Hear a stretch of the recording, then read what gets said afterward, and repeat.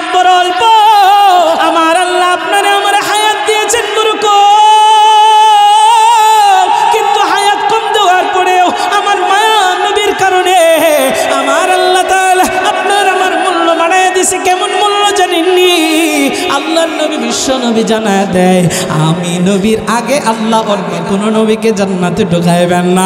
আগে আমি নবী জান্নাতে প্রবেশ করব, এরপরে আল্লাহ অন্য নবীদেরকে ঢুকাইবেন। আর আমার উম্মতদের আগে আমার আল্লাহ অন্য কোনো নবীর উম্মতদেরকে জান্নাতে ঢুকাইবেন না। আমার আল্লাহ সর্বপ্রথম আমার উম্মতরে আগে জান্নাতের ভিতরে ঢুকাইবেন। আমার মনের ঘরেতে রেখেছি যারে, মনের ঘরেতে রেখেছি যারে, দু জাহানের বাদশা নবী কামলিওয়ালা রে, দু জাহানের বাদশা নবী কামলিওয়ালা রে। আমার মনের ঘরেতে রেখেছি যারে, মনের ঘরেতে রেখেছি যারে, দু জাহানের বাদশা নবী কামলিওয়ালা রে, দু জাহানের বাদশা নবী কামলিওয়ালা রে। আমার দয়াল নবী রে, আমার মায়ার নবী রে, আমার দয়াল নবী রে, আমার মায়ার নবী রে, দু জাহানের বাদশা নবী কামলিওয়ালা রে, দু জাহানের বাদশা নবী কামলিওয়ালা রে। আমার মনের ঘরেতে রেখেছি যারে, মনের ঘরেতে রেখেছি যারে, দু জাহানের বাদশা নবী কামলিওয়ালা রে, দু জাহানের বাদশা নবী কামলিওয়ালা রে। মোরা যদি ডানাওয়ালা পাখি হইতাম, ওই মদিনা দেখার লাগি উড়ে যাইতাম। মোরা যদি ডানাওয়ালা পাখি হইতাম, ওই মদিনা দেখার লাগি উড়ে যাইতাম। হৃদয় জুড়ে দেখতাম আমি, হৃদয় জুড়ে দেখতাম আমি নয়ন ভরে, দু জাহানের বাদশা নবী কামলিওয়ালা রে, দু জাহানের বাদশা নবী কামলিওয়ালা রে। আমার মনের ঘরেতে রেখেছি যারে, মনের ঘরেতে রেখেছি যারে, দু জাহানের বাদশা নবী কামলিওয়ালা রে, দু জাহানের বাদশা নবী কামলিওয়ালা রে। আমার দয়াল নবী রে, আমার মায়ার নবী রে, জুড়ে দয়াল নবী রে, আমার মায়ার নবী রে, আমার দয়াল নবী রে, আমার মায়ার নবী রে, দু জাহানের বাদশা নবী কামলিওয়ালা রে, দু জাহানের বাদশা নবী কামলিওয়ালা রে। আমার আল্লাহ তাআলা বলেন, ওয়াসারিউ ইলা মাগফিরাতিম মির রাব্বিকুম, আল্লাহ বলেন তোমরা তোমার রবের ক্ষমার পথে দৌড়াও, তোমরা তোমার রবের ইবাদতের পথে দৌড়াও। মাগফিরা আই ইবাদাহ, আল্লাহ বলেন ইবাদতের পথে দৌড়াও। রে দুনিয়ার মানুষ রে, আমার আল্লাহ কি মেসেজ দেয়? আল্লাহ বলেন আমার ক্ষমার পথে আয়, ইবাদতের পথে আয়। এই পথ কোন পথ? আল্লাহ তাও জানা দেয়, এই পথ হচ্ছে ওয়া জান্নাত, জান্নাতের পথ। এই পথে তুমি চললে বান্দা জান্নাত পর্যন্ত পৌঁছে যাইবা। এরা দুনিয়ার মানুষ, আমার আল্লাহ তাআলা জানা দেয় এই জান্নাতটা কেমন বিশাল, কেমন বিশাল জানিয়ে লও। আমার আল্লাহ আয়াতে কারিমার ভিতরে জানা দেয়, ওয়া জান্নাতিন আরদুহাস সামাওয়াতু ওয়াল আরদ, এই জান্নাত আমি আল্লাহ বানাইছি কত বিশাল কইরা শুনুনি। আল্লাহ বলেন বিশাল আসমান সমূহ এবং জমিন সমূহের মতো প্রশস্ত করে আমি আল্লাহ বানায়া দিছি। জোরে কন্না সুবহানাল্লাহ। তাহলে দৈর্ঘ্য কত বড় হবে? আরে জোরে কন্না সুবহানাল্লাহ। এরা দুনিয়ার মানুষ, আমার আল্লাহ তাআলা এই আসমান এবং জমিন সমূহের মতো বিশাল প্রশস্ত করে আল্লাহ জান্নাত বানাইলেন। আপনার আমার জন্য আল্লাহ জান্নাতটারে বানাইছেন। ও দুনিয়ার মানুষে, আমার আল্লাহ ফেরেশতাদের জন্য জান্নাত বানান নাই। আমার আল্লাহ আপনার আমার জন্য আর জিন জাতির জন্য জান্নাতটারে বানাইছেন। আল্লাহ কোনো জীবজন্তু জানোয়ারের জন্য বানান নাই।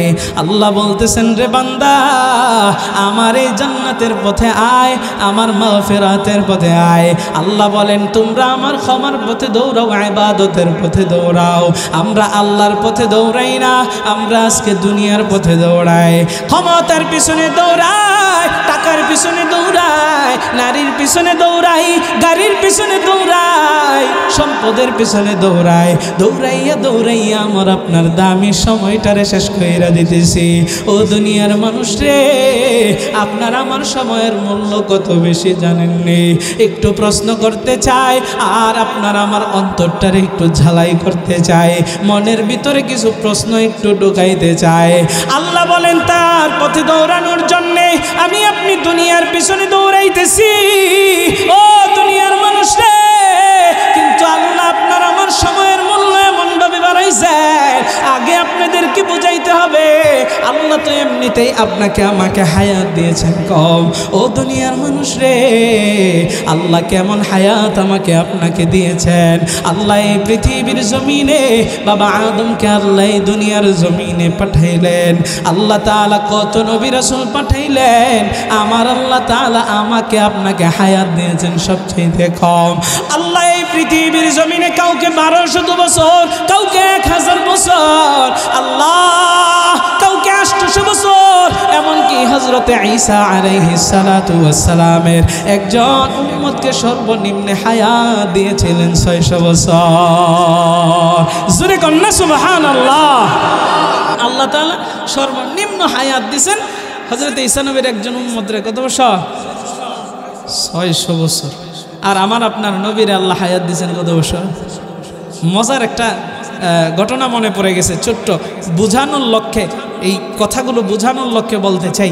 হযরতে মূসা কালিমুল্লাহ, কোনো বর্ণনায় হযরতে নূহ নবীর কথাও এসেছে। তো মূসা নবী রাস্তা দিয়ে হাইটা হাইটা যাইতেছে, রাস্তার ভিতরে দেখছে একটা বুড়া মানুষ কাঁদতেছে, মহিলা মানুষ। তো ওনারে জিজ্ঞাসা করছে, মা আপনি কাঁদেন কেন? বুড়ি মানুষটা বলতেছে, ওগো আল্লাহর নবী, আমি কাঁদতেছি, আমার সন্তান খালি মারা যায়। সন্তানরা আমি কত ইচ্ছা বিয়ে শাদী করাইব, ছেলের বউ দেখবো, নাতিনৎকর দেখবো, কিন্তু দেখতে পারি না, মারা যায়। এখন সন্তান মারা গেছে, মূসা নবী মহিলাটারে দেখছে কাঁদতেছে, দুঃখে দুঃখিত হয়ে কাঁদতেছে, তারে তো একটু জিজ্ঞাসা করা দরকার বা সান্ত্বনা দেওয়া দরকার। আমাদের দেশে দেখবেন কেউ যদি কান্দে আর ওই যদি আমার শত্রু হয়, তাহলে কি করি? আর আগুনের মধ্যে তুষ ডালি, তারে কেমনে আরো কষ্ট দেওয়া যায় সেই কাজ করি। শত্রু যদি দুঃখে দুঃখিত হয়, শত্রুকেও সান্ত্বনা দেওয়া, এটাই হচ্ছে আমাদের নবীরও একটা আদর্শ। শত্রু তখন বন্ধুতে রূপান্তরিত হবে। এবার মূসা কালিমুল্লাহ ওই বুড়ি মাকে ডাক দিয়া বলে, মা আপনি গাছের নিচে কেন কান্দেন? বৈশা বৈশা আমাকে বলেন। এরে গফরগাঁওয়ের মুসলমান, একটু দিলের কানটা লাগায় শুনবেন। ও আমার পর্দার অন্তরালের মা বোনেরা, আমি শুধু বাবা ভাইদের জন্য বয়ান করছি না, প্রত্যেকটা মা বোন সহ সবার জন্য বয়ান করছি। আপনারাও পর্দার আড়াল থেকে দিলের কানটা লাগায় শুনে। আল্লাহর নবী মূসা কালিমুল্লাহ বুড়ি মাকে ডাক দিয়া বলে, রে মা আপনি কেন কান্দেন? বলে আমার সন্তানগুলো দুনিয়া থেকে বিদায় হয়ে যায়, বিয়া শাদী করাইতে পারি নাই, বাচ্চা সন্তান। আল্লাহর নবী মূসা প্রশ্ন করলেন, ও বুড়ি মা আপনার সন্তানের বয়স ছিল কত বছর? আল্লাহর নবী মূসার এই প্রশ্নের জবাবে বুড়ি মা ডাক দিয়া বলে, গো আল্লাহর নবী মূসা আমার সন্তানের বয়স ছিল 400 বছর। জোরে কন্না আল্লাহু আকবার, আর জোরে কন্না আল্লাহু আকবার। 400 বছরের সন্তান কয় বাচ্চা, এখনো বিয়ে শাদী করায় না। ও দুনিয়ার মানুষ রে, আল্লাহ তাদেরকে কেমন হায়াত দিয়েছিলেন। ও দুনিয়ার মানুষ, মূসা নবী তো এখন একটু সান্ত্বনা দিবে। কি সান্ত্বনা দিবে দেখেন, কিতাবের ভিতরে লেখা হয় আল্লাহর নবী মূসা ওই বুড়ি মাকে ডাক দেয়া বলে, রে মা আপনার সন্তানের বয়স 400, আপনি বলতেছেন বাচ্চা সন্তান। আহারে আপনারে কি বইলা আমি সান্ত্বনা দে, শুনিয়া লন এই পৃথিবীর জমিনে আমার আল্লাহ তাআলা এমন একজন নবী পাঠাইবেন, এমন একজন নবীকে আল্লাহ দুনিয়ার জমিনে পাঠাইবেন, যেই নবীটা হবে আখির নবী, শেষ নবী।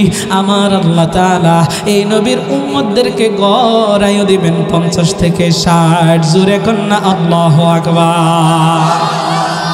এরা দুনিয়ার মানুষ, তাইলে উম্মতি মুহাম্মদীর গড়ে হচ্ছে 50 থেকে 60। আমার আপনার হায়াত 50 থেকে 60। 60-এর উপরে যারা পেয়েছেন তারা বোনাস পেয়েছেন, বোনাস। ও দুনিয়ার মানুষ রে, এই বোনাসটারে অনেকে কাজে লাগায় না। ও দুনিয়ার মানুষ রে, একটু দিলের কানটা লাগায় শুনবেন। মুসা নবী যখন এই কথাটা বলছে, ওই বুড়ি মা তার কান্নাটা বন্ধ কইরা আশ্চর্যান্বিত হইয়া মুসা নবীর দিকে তাকায় আছে। রে দুনিয়ার মানুষ রে, বুড়ি মা ডাক দেয়া কই, রে আল্লাহর নবী মুসা, আপনি এটা আমারে কি শুনাইলেন? ওই জামানার উম্মতেরা এত কম হায়াত পাইবে, তারা কি বিয়া শাদী করবে নি?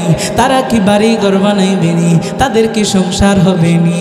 আল্লাহর নবী মুসা ডাক দিয়া কয়, ও মা, তারা এই দুনিয়ার জমিনে বিয়া করবে তো করবে, একটা নয়, দুইটা নয়, আল্লাহ 4টার অনুমতি দেবে। জোরে কন্যা সুবহানাল্লাহ।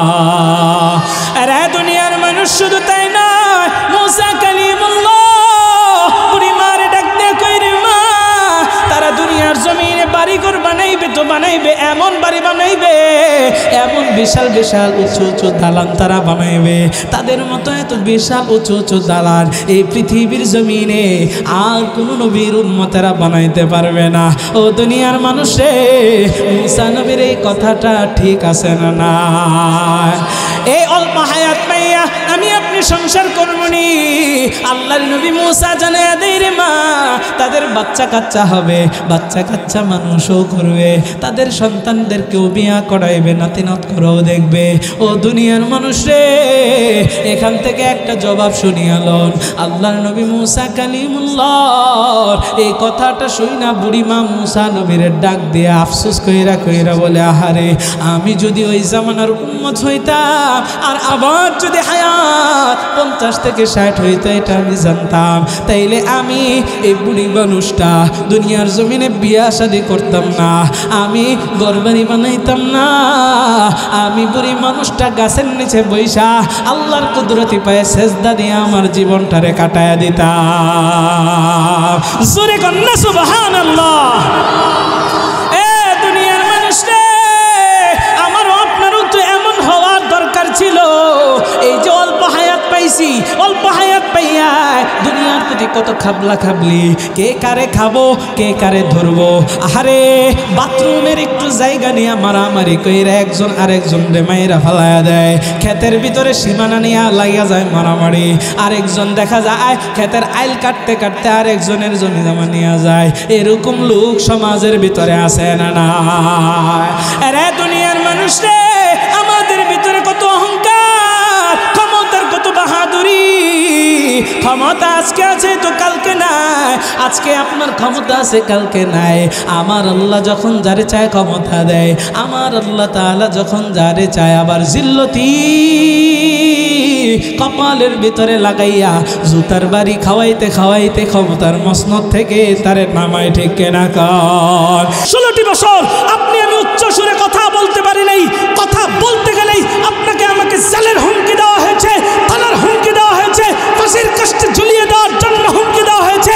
এমনকি আলেম সমাজ যারা হক কথাগুলো বলেছে, এদেরকে দিনের পর দিন, বছরের পর বছর মিথ্যা মামলার আসামি করে জেলের ভিতরে ভরে দিয়েছে, ঠিক কিনা কর। মুসলমান, হক কথা বলেই যাব ততদিন পর্যন্ত যতদিন আমার আপনার শরীরের ভিতরে বিন্দু পরিমাণে 1 ফোঁটা রক্ত থাকবে। ইমানি বল নিয়ে সামনে এগিয়ে যাব। যুবকদেরকে বলি, যেই যুবকেরা এই দেশকে স্বাধীন করেছে, সেই যুবকদেরকে বলবো, আর চুপসে যাওয়ার সময় নেই, এখন থেকে সব সময় অগ্রসর হয়ে আর আপনি আমি খালিদ রাদিয়াল্লাহু আনহুর মতো, উমরের মতো গর্জন দিয়ে সামনে চলবো। তাহলেই আগামী দিন আমার এই বাংলাদেশ ইসলামের বাংলাদেশ হবে, আর কালেমার পতাকা এই দেশের ভিতরে উঠবে। সব সময় আমি আপনি ইমানের বলে বলিয়ান হইয়া, তাকবীরের স্লোগান দিয়া আর হক কথাগুলো উচ্চ সুরে উচ্চ আওয়াজে বলতে রাজি আছি। কারা কারা 2টা হাত তুলে আল্লাহকে দেখায় দেই। লিল্লাহি তাকবীর, লিল্লাহি তাকবীর। আমার দেশে ইসলাম আছে, ইসলাম থাকবে। ইসলামকে কেউ মুছে দিতে পারবে? আপনাদের আওয়াজে কই ইসলামকে মুছে দিতে পারবে মনে হয়? ইসলাম আছে, ইসলাম থাকবে, ইসলামকে কেউ মুছে দিতে পারবে? ইসলাম আছে আর ইসলাম থাকবে, ইসলামী রাজনীতি চলছেই চলবে। ইসলামী রাজনীতি চলবে না? যারা বলে হুজুররা রাজনীতির কথা কয়, হুজুররা রাজনীতির কথা বললেই তারা ওই সমস্ত চুরি চেষ্টামি করতে পারবো না, ঠিক কিনা কা? হুজুরদেরও ইসলামিক রাজনীতি করতে হবে, রাজনীতির কথা বলতে হবে। আমার মায়ার নবী রাজনীতি করেই তো ইসলামিক শাসন ব্যবস্থা চালু করে পৃথিবীকে চমকিয়ে দিয়েছিলেন। আমার মায়ার নবীর সেই রাজনীতি যখন ওলামায়ে কেরামরা করতে যায় আর বলতে চাই, তখনই আমাদের টুটি চেপে ধরা হয়, ঠিক কিনা কা? সুতরাং ইসলামী রাজনীতি আছে, থাকবে, চলবে, চলছে সব সময়, সর্ব অবস্থায়। ইসলামকে কেউ মুছে দিতে পারবে না, ঠিক কিনা কা? ইসলাম আছে আর ইসলাম থাকবে, ইসলামী রাজনীতি চলছেই চলবে। ইসলাম আছে আর ইসলাম থাকবে, ইসলামী রাজনীতি চলছেই চলবে। নেতা নয় নীতি চাই, কোরআনী শাসন চাই। নেতা নয় নীতি চাই, কোরআনী শাসন চাই। ইসলামী হুকুমত চাই চাই চাই, তাই মন গড়া মতবাদ যাক নিপাত যাক, মন গড়া মতবাদ যাক নিপাত যাক। কোরআনী শাসন হোক নবচেতনার ডাক। ইসলাম আছে আর ইসলাম থাকবে, ইসলামী রাজনীতি চলছেই চলবে। ইসলাম আছে আর ইসলাম থাকবে, ইসলামী রাজনীতি চলছেই চলবে। চলবে চলবে। নেতার নামে কত ভণ্ড নেতা এসে করে গেল শুধু চুরি ডাকাতি। জনদরদির নামে জনদরদি এসে করে গেল শুধু দুর্নীতি। নেতার নামে কত ভণ্ড নেতা এসে করে গেল শুধু চুরি ডাকাতি। জনদরদির নামে জনদরদি এসে করে গেল শুধু দুর্নীতি। ওরা যে আসলে চলে বলে কুশলে, হে ওরা যে আসলে চলে বলে কুশলে, লুটে পুটে খেতে চাই আর কিছু না। ইসলাম আছে আর ইসলাম থাকবে, ইসলামী রাজনীতি চলছেই চলবে। ইসলাম আছে আর ইসলাম থাকবে, ইসলামী রাজনীতি চলছেই চলবে। চলবে চলবে। এই দেশে চলবে না কোনো নাস্তিক মুরতাদের যুক্তি, তাদেরকে হটাতেই দরকার আল্লামা মামুনুল হকের মতো ব্যক্তি। এই দেশে চলবে না কোনো নাস্তিক মুরতাদের যুক্তি, তাদেরকে হটাতেই দরকার আল্লামা সাইদের মতো ব্যক্তি।